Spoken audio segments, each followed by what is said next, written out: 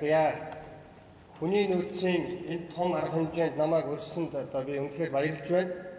Өглөө карта шургуулчаад хичээлийнхаа дундуур одоо гүйж яваа сурагчид одоо гүйж ирж байна шүү дээ. Ямар ч бас хэцүү бүртгүүлсэн.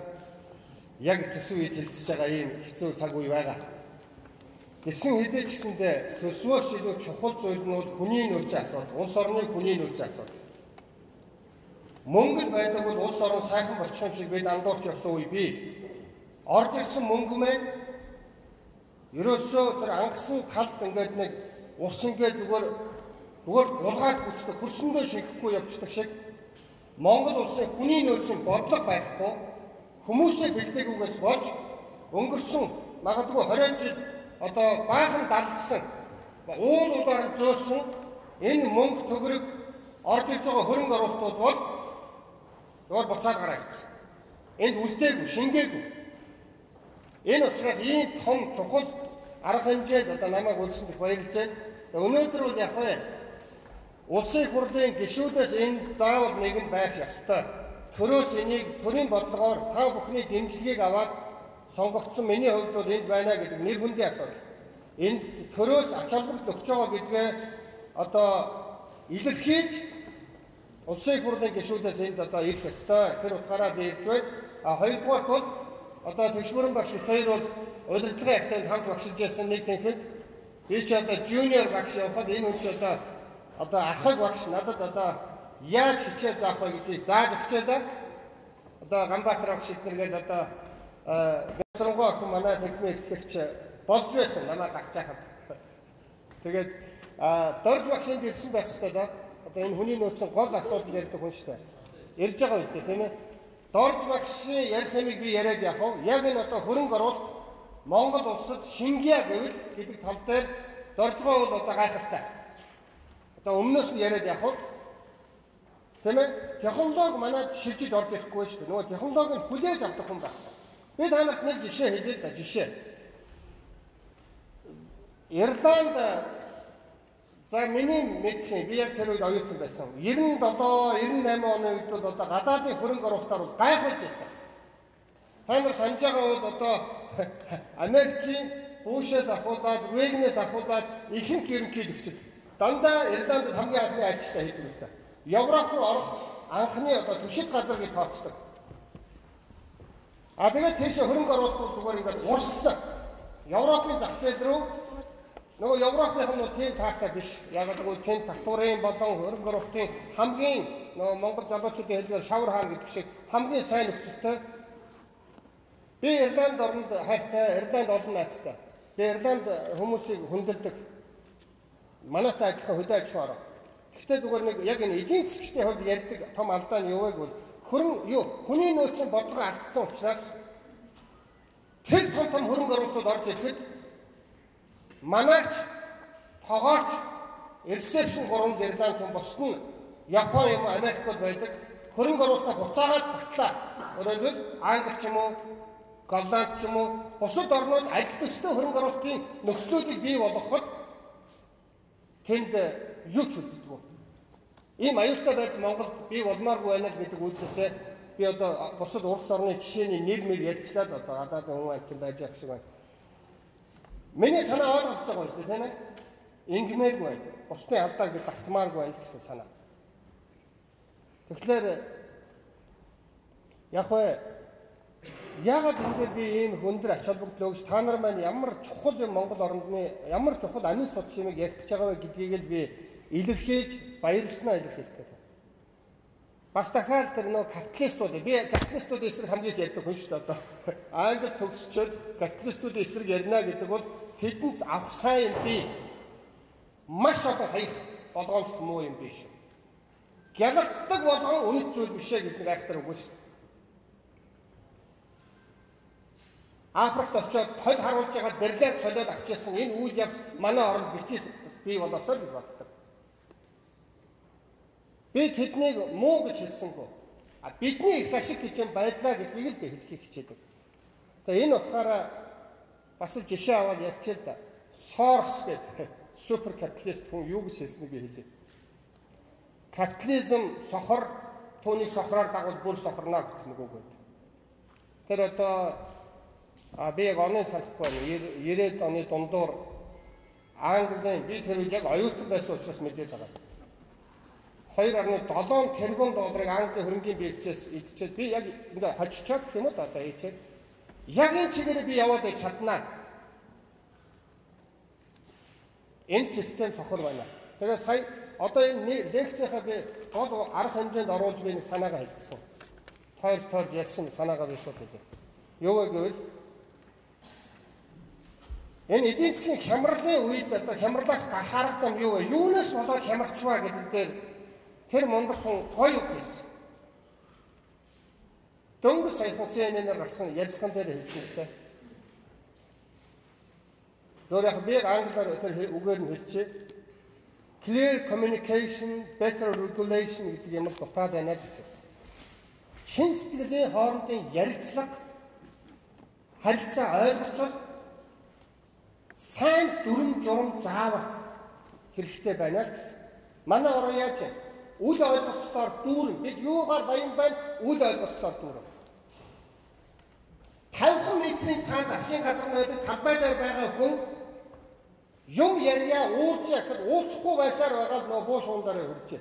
Энэ бол харилцан ойлголцол алга байна гэсэн санаа. Энийг яагаад би энийг ярьж байгаа вэ? Нийгэм тэр дундаа байгууллага дээр харилцан ойлголцлыг бий болгодог гол хүн бол хүний нөөцийн менежер. Энэ бол хамгийн чухал ажил. Хоёрдугаар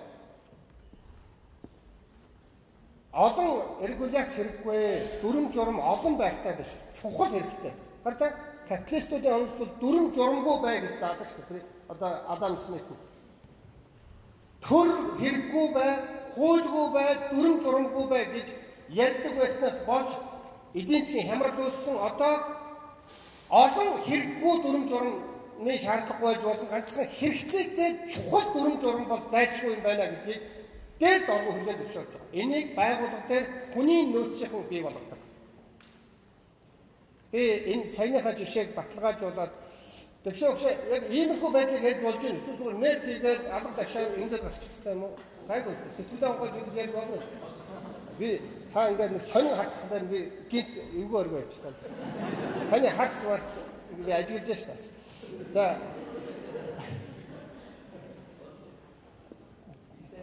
Бобби Робсон гэдэг одоо миний хүндэлдэг өнөөдөр яагаад гадаад хүмүүсийн тухай их яриад байна гэж.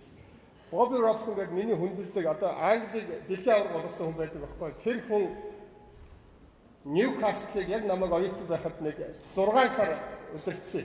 Тэгээ Ньюкасл гэдэг Алан Ширер гэдэг одоо нэг хөлбөмбөгч. Тэрнийхэн асар их мөнгө зарцуулдаг мөртлөө нөө премьершипээс бүр унцгаа доор нь 15 16-д ингээ яваад байсан. Одоо 14 3 жил. Тэгээ нөгөө эзэн нь бүр аргаа бараад Бобби дээр очиод гош би одоо үнэхээр одоо маш их мөнгө хайж байна. Уурхай хот манай оюутан хошгол мөнгө зацаал байгаа шүү дээ.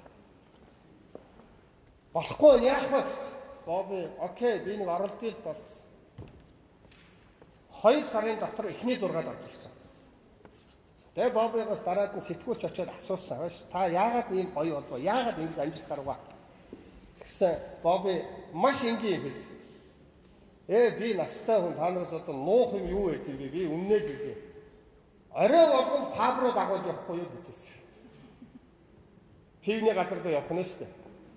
Хоорондоо үл ойлголцтой байгаа тэр олон оддууд пив ууж явахдаа хоорондоо одоо нарийн ширийн юм яриадгүй чи паслаач чи бити амиа бодооч гэдэг нарийн юм ярьдیں۔ Л да.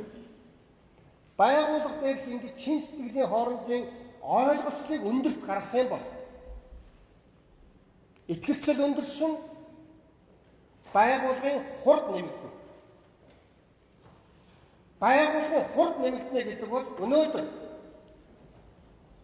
Том Петерсон нэг үг шүү дээ. Дандаа энэ тэгшээ өгшийг харсан дандаа эдийн засгийн яг та нар бол энийг унших хэрэгтэй. Том Петерсон номыг заавал унших хэрэгтэй. Питер Друкерийг заавал унших хэрэгтэй. Энэ яг хүний нөөцөөр бол гайхалтай том зохиолууд байгаа. Тэгээд тэн дээр юу гэж зарсан байг бол одоо бол 21-р зуунд хурдтай компани гэж байна, өгсөн компани гэж байна гэдэг. Одоо дампуурсан компани гэж байна л гэж байгаа. Хоёрхан хурд юунаас бий болдгийг бай. Хоорондын ойлголцол. Терроризм гэдэг юм бий болоод дэлхийн нэх сандраагүй. Хамгийн гол сандарсан юм юу гэж энэ онгоцны компаниуд энэ эдийн засгийн хурд 24%-оор унсан гэж байгаа ш.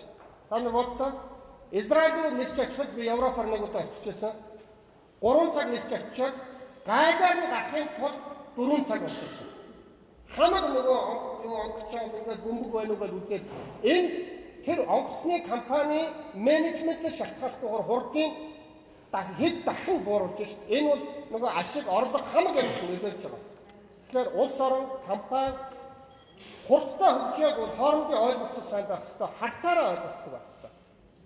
А тэгэхээр бол хүний нөөцийн менежер юуг анхаарах хэрэгтэй гэж mission statement гэдэг юм дээр л онцгой анхаарал танааждаг.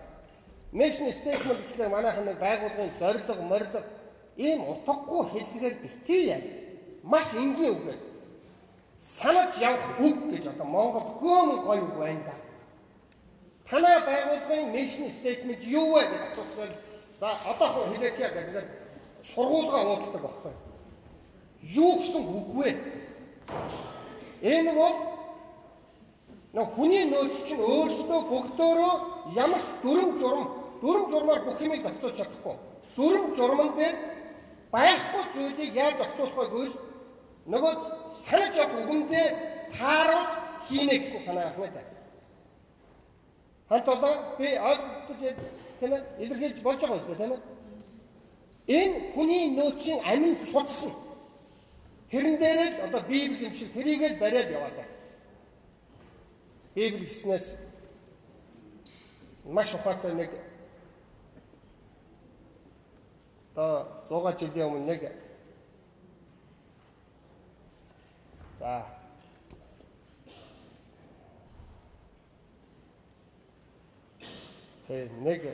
тэр үгийг би дараа нь хэлэх юм байна.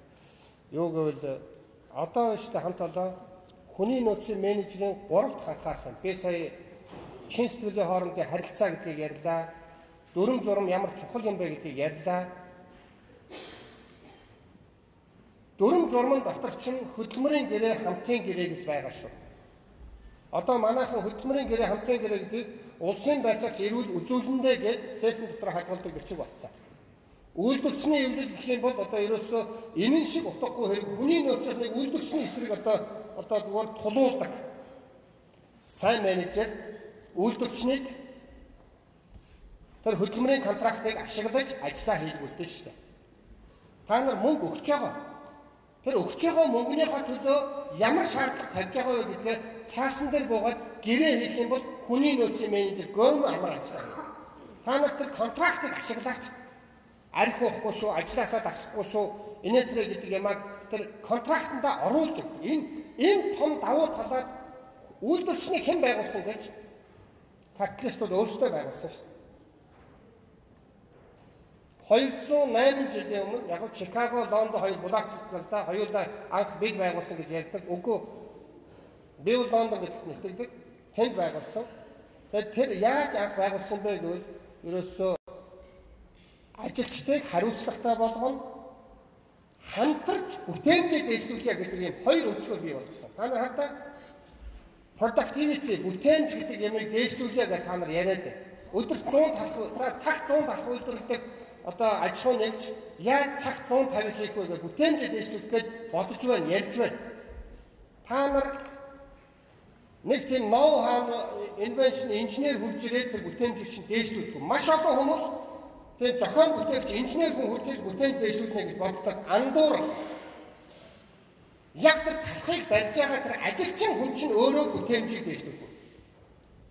А тэр ажилчин хүнтэй ярих контракт би зөвхөн нэг ингийн жишээ яриа. Онд өнөөдөр ярмааргүй. Ийм юм байт юм л да.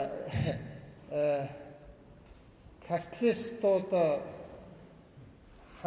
барилга барьж байгаа барилгын эзэн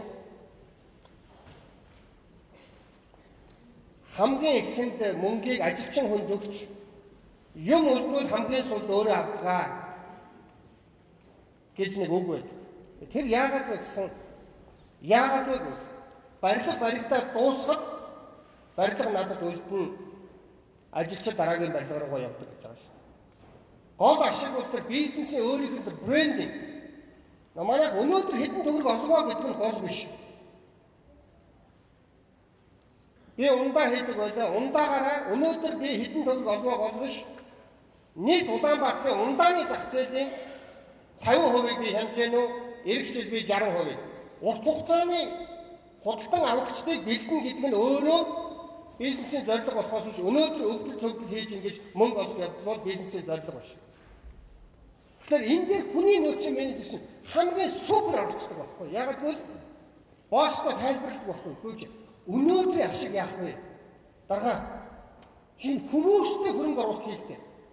Та нар боддоо талхны Улаанбаатарын талхыг хамгийн супер та нар контролдыг гэвэл хамгийн сайн бэкрүүдийг л танай компанидаар цуглуулнаа гэсэн явдал шүү дээ. Дараад нь хөрөнгө оруулалтын тоног төхөөрөмжийн энэ бол зүгээр шийдэгдэг асуудал. Хүний нөөц амин судас. Би энийг талхан цехийн коллеж би байгуулмаар байна гэдэг үүд чинь эндээс гарч ирсэн шүү дээ. Зах зээл дээр би хүний нөөцөө хэн хянах тэр өөрөө хожно. За энэ санаагаа зүгээр илэрхийлээд компани хоорондын өрсөлдөөн гэхгүйгээр зүгээр глобалчил гэж юу юм бэ гэвэл нэг орн нөгөө орныхоо ажлын байрыг булаахыг глобалчил гинэ гэж байгаа шүү дээ. Хүний нөөцийн менежерийн тулаан болцсон байгаа шүү дээ. Уг нь бол энэ дээр та нар маань өндөр ач холбогдолч ажилласан. Тэгээд Питер Друкерийн үгийг л зүгээр зээлээд хэрэглэжээ. Ур чадвар боловсрол гэдэг хүнд юу өгд юм бэ гэвэл ганцхан өөртөө их итгэлийг л өгдөг. Улаан диплом өгдөггүй. Тэр хамаагүй. Өөртөө их итгэлтэй хүн одоо шинээр бүтээл зохиож эхэлдэг. Ааха, энэ чи ингэж хиймээр байна гэдгийг гаргаж эхэлдэг. Бүтээмж эндээс гардаг. Та нар үйлдвэрчин яг одоо сүүлдээ яг тэр 200 жилийн өмнө үүсээ дараа нь яасан бэ гэвэл үндсэн функц нь юу вэ гэвэл тэр хүмүүсийг ажлын байран дээр нь хамгаалъя, хадгалъя гэвэл сургалтаа хийдэг. Сайн талхчин ажлаас халагдахгүй гэдгээ мэддэг амьдралын баталгаатай. Энийгээ та нар тэр хүмүүстэйгээ контракт хийж хамтарч хий. Энэ өөрөө хүний нөөц ганцаараа өөрөө дийлдэг ажил биш. Ингээд капиталистууд бол хамгийн сайн үйлдвэрчнэр өөрийнхөө ажлыг хийлгдэг шүү дээ. Тэдэнтэй гэрээгээ хийдэг. Болохгүй юм а яг ярилцдаг. За ингээд хямралын үед яг хүний нөөцийн бодлого ямар байх ёстой юм бэ гэж байна. Мацушитагийн номыг заавал унш. Англи дээр байгаа, монгол дээр орчуулагдсан болов уу гэж бодож байна. Тийм ээ, Мацушита пионер гэдэг байгаа. Мацушита юу хийсэн бэ гэвэл яг хямралын тэр 67 оны үеийн тэр нефтийн хямралын үеэр бүгд дампуураад ажилласаа цомготгоод ингээд баларж яхад буцаагаад бүгдийг экспанд хийж хүмүүсээ авсан. Энэ бол цаг үеийн асуудал. 1 жил, 2 жил тэр үед би хүний нөөцийн бассейнтэй болох гэж үзэж байсан. Дараа нь зах зээл буцаад эргэсэн хүмүүс нөгөө тэр чи өөрөө дугууны анх дугууны гэрэл юм уу батарей хийж эхэлсэн. Нөгөө дугууны гэрэл урд байдаг нөгөө жанааны гэрэл батарей хийж эхэлсэн. Дараа нь Honda мотороор дагнаж эхэлсэн. Одоо Honda мотоцикл. Тэгээд яг Honda моторын нийлүүлжээс гэсэн санаа хэлж шүү. Тэгээд яг ийм юм ингээд хийгээд эхлэхэд нөгөөдөл нь зах зээл сайжрлаа хийх гэхэд хүний нөөц хэн сайн байх тэр нь тавьждаг. Мацушита яг энэ хямралын үеийн менежментээр яг хүний нөөцийн менежментээр тэр хүн бол үнэхээр суут. Энэ хүн бол одоо бол барууны их сургуулиуд бол Мацушита профессоршип гэж одоо бүр том шинжлэх ухаан болсон юм. Тэр хүн нь өөрөө мундаг тийм байт юм билээ. Бид тэрийг нэг давтаж точиг ярьсан дараа та нар маань тэрийг харуул гөм хэрэгтэй юм болов уу гэж би бодсон. За ингээд эцэст хүний нөөцийн хэдхэн зүгээр энд ярьчаад яг та нарын өдөр тутам тулгарч байгаа бэрхшээлүүдийн талаар би нэг хоёр үг хэлэхгүй бол бас зүгээр өнгөн яриа нэлээд тийм бодлогын чанартай юм ярьсан байж магадгүй гэдэг үднээсээ би яг та нарт хамгийн их тулгарч байгаа бэрхшээлүүдийн тал дээр 2-3 хаан бодож явдаг юм а хэлээ л да. Хүмүүсийг зөвхөн мөнгөөр ажилуулна гэж боддгоос болж манай энэ одоо олигарх бизнесмэнүүд, олигарх улс төрчид бол супер андуурч ганцаардаж хинч биш болж байгааг би нүдээрээ харж байна. Би бол өөрөө маш хүчтэй 20 залуучуудаар бүрдүүлсэн командтай уржигдорч үлөө би тайлангаа тавьсан. 5 хүний цалингаар би одоо үндсэндээ тэр олон залуучуудыг урамшуул өгөөд авч явдаг. Гэхдээ би хөдөлмөрөө хөл зөрчидгөө. Яг тэгвэл тэр үр дүнгийн гэрээ гэж хийгээд явдаг. Хамгийн гол нь хүн байна шүү дээ. Зүрх сэтгэлтэй, мөрөөдөлтэй. Энэ ажлыг хийснээрээ би ямар туршлага хуримтлуулах уу?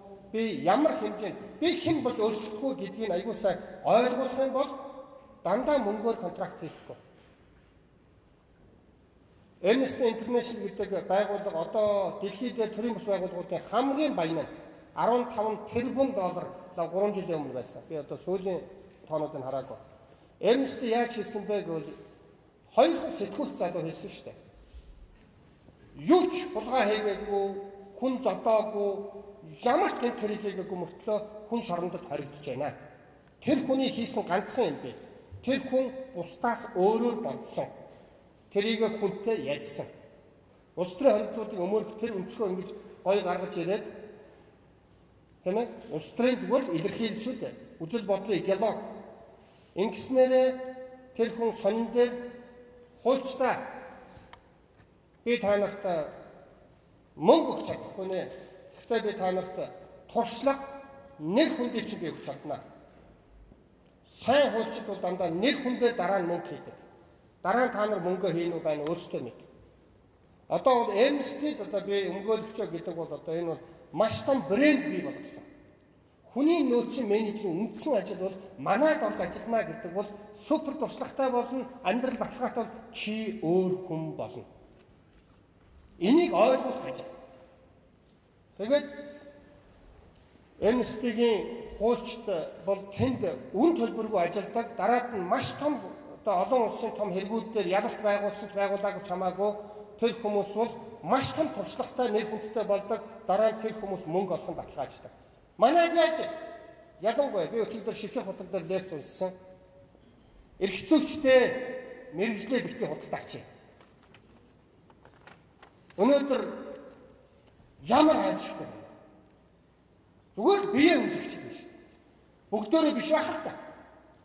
Тэгэл манай өмгөөлөгч нар шүү дээ. Би өнөөдөр эрхцүүлчд ажиллаа хийхгүй байгаа учраас энэ хаан багт би газрын дараагаар ажилласан шүү дээ. Одоо манай алтан цэцэг энд байгаа юм шүү. Алтан цэцэг хүний нөөц аягүй ярьдаг үстэй. Алтаг мэднэ үстэй тийм ээ. Та нар хамтрах хэрэгтэй шүү. Тэгээ манай бас яг хүний нөөц харилцсан. Би өөрөө яг л бизнесмен болно, банкир болно гэж өөрийгөө 8 жил гадаадд заваасан юм шүү дээ. Гүрж ирээд эрхтүүлчид ажиллаа хийхгүй байна. Зүрх сэтгэл маань энэ дугуй байгаа хүмүүсийг өмөрж дугуймаар санагдаад тэгэл дайц. Талбай дээр гэр барьдаг хүн болж хувирсан. Төмний буйнаар хууль тогтоох гэдэг өнөөдөр явж байна. Байдаг чинээгээр хичээж байгаа. Миний эзэн бол иргэд, нам биш, бүлгэл биш. Тэгэхээр яг нь зарчмаар нь явахыг хичээж байгаа. Тэгэхээр гол хэлэх гээд байгаа санаа маань хүний нөөц гэдэг бол энэ улс орны амин судас. Энэ дээр хүмүүсийг ажилуулахад мөнгөөр худалдаж авна гэж бодож болохгүй. Эрхцүүлчид үндсэндээ мэрэгжлийнхаа нэр хүндийг өндөрт гаргаж гамбаатар мэтний хүмүүс орон зай үлдээхгүйгээр ажил хийвэл би магнаага хагтал баяр. Энэ бол хүний нөөцийн бодлого. Хүмүүс мэрэгжлээ юу гэж боддгоо гэдгийг үзэл бодол. За ингээд хэдхэн типс өгч сонирхол байна надад. Үнэхээр та нар байна шүү дээ. Хүний нөөцийн менежер бол маш олон газар хүнтэй уулз босстойгоо хэл. Би бол хайд хантар. Би бол хүний ангууч. Хүн одоо сайн хүнийг олдог. Тэгээ ингээд чи ингээд монитор ажиллаа солиод аятайхан ажилтаа болоё гэж хүсэж байгаа бол надтай яриараа гэдгийг жижигхэн нэрийн хуудас бэлдэж явдсан шүү дээ хүний нөөцийн менежер. Нэг өсчөнд ороод айгүй аятайхан засаад ингээд гоё харьцаж байгаа хүүхд байх юм бол монитор боломж өгөгчтэйгээ уулзаарай. Нэг нэрийн хуудасыг явдсан шүү дээ. Та нарын үндсэн ажил чинь ажил дотроо байгаа хэдэн хүнтэй контрактыг хийчихэд хед хантан хийж авдаг. Энэ бол ерөөсөө нэг бүр хүний нөөцийн том бодлого энэ бол. Би энийг дэлгэрүүлж ярихгүй зүгээр энүүгээр сайн хүн болж ирсэн хүндээ яаж урамшуулдаг вэ гэх том бодлого байгаа шүү дээ. Хоёрдугаарт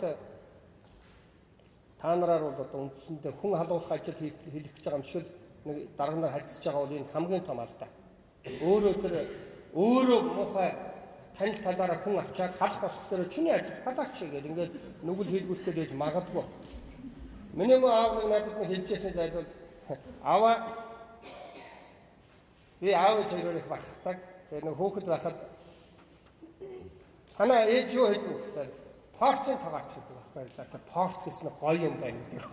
Миний ээж болохоор одоо эргээд бодоход үндсэндээ тавгалдаг тагаач шүү дээ тэр чинь нэг туслах тагаач маягтай. Гэхдээ би их бардам. Миний ээж мундаг. Их мундаг ажил хийдэг. Аав чи юу хийдэг вэ гэсэн хөдөлмөр хамгааллын инженер гэж би ярьдаг байсан.